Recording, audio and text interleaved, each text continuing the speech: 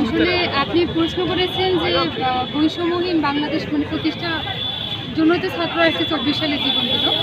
এখন আমরা যে বিষয়টা আপনাকে বলবো সেটা হচ্ছে ব্রিটিশরা 200 বছর শাসন করেছে, তখনও হচ্ছে ব্রিটিশদের বিরুদ্ধে ছাত্র আন্দোলন করেছে বৈষম্যহীন একটা ভারতবর্ষ প্রতিষ্ঠার জন্য। ঠিক তারই ধারাবাহিকতা অনুসারে পাকিস্তানিদের বিরুদ্ধে 23 বছরের যে শাসন তার বিরুদ্ধে ছাত্র আন্দোলন করেছে বৈষম্যহীন।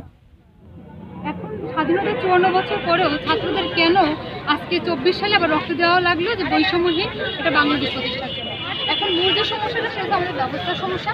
আমাদের ব্যবস্থা হচ্ছে উৎপাদন যে হয় এবং উৎপাদনের মূল লক্ষ্যই হয় মুনাফার জন্য। যতদিন পর্যন্ত এই মুনাফার যে পুঁজিবাদী ব্যবস্থা এরকম বহাল থাকবে ততদিন পর্যন্ত আমরা এই সমাজ থেকে একেবারে নির্মূল করতে পারবো না বৈষম্য। আমরা জানি বৈষম্য কেন তৈরি হয়, উৎপাদনের ঘাটতি, বিনিবন্টনের যে অসঙ্গতি, এই জায়গা থেকে বৈষম্য তৈরি হয়। কারণ প্রকৃতিতে কোনো কিছুর অভাব থাকে, প্রকৃতিতে কোনো অর্থের বা কোনো কিছুর অভাব নেই।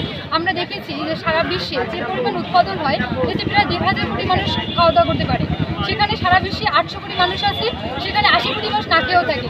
তার মানে এখানে উৎপাদনের ঘাটতি আমরা বলতে পারি না, এখানে বিনিবন্টনের ঘাটতি। এই জায়গা থেকে এই পুঁজিবাদী ব্যবস্থা যতদিন থাকবে ততদিন আমরা একেবারে সমাজ থেকে বৈষম্য দূর করতে পারবো না। আমরা চাচ্ছি, সারা বাংলাদেশের ছাত্ররা চাচ্ছে যে বৈষম্যহীন একটা বাংলাদেশ গড়বে। কারণ বৈষম্য যতদিন থাকবে ততদিন নারী নির্যাতন থাকবে, বৈষম্য যতদিন থাকবে তখন ধনী গরিব বৈষম্য থাকবে, বৈষম্য যতদিন থাকবে ততদিন শিক্ষা, স্বাস্থ্য, ব্যবসা নিয়ে যে বৈষম্য ওইটা থাকবে।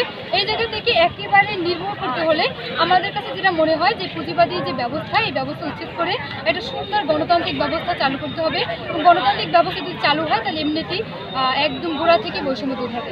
তবে আমরা ছাত্ররা আপনাদের কাছে আহ্বান করছি, সারা বাংলাদেশের মানুষকে আহ্বান করছি, যতদিন না পর্যন্ত বৈষম্যহীন বাংলাদেশে আমরা করতে না পারছি ততদিন আমাদের লড়াই সংগ্রাম অব্যাহত থাকবে, আমাদের লড়াই ততদিন অব্যাহত থাকবে। ধন্যবাদ। পরিচয়টা আমার নাম হচ্ছে নুসরাত জাহান সাথী, আমি সরকারি কেশবচন্দ্র কলেজে পড়াশোনা করছি, অনার্স দ্বিতীয় বর্ষ। আপনি বৈষম্য বিরোধী আন্দোলনের ছাত্র আন্দোলনের সাথে আছি, ঝিনাইদহ জেলা শাখার সমন্বয়কের একজন। ধন্যবাদ। ঠিক আছে।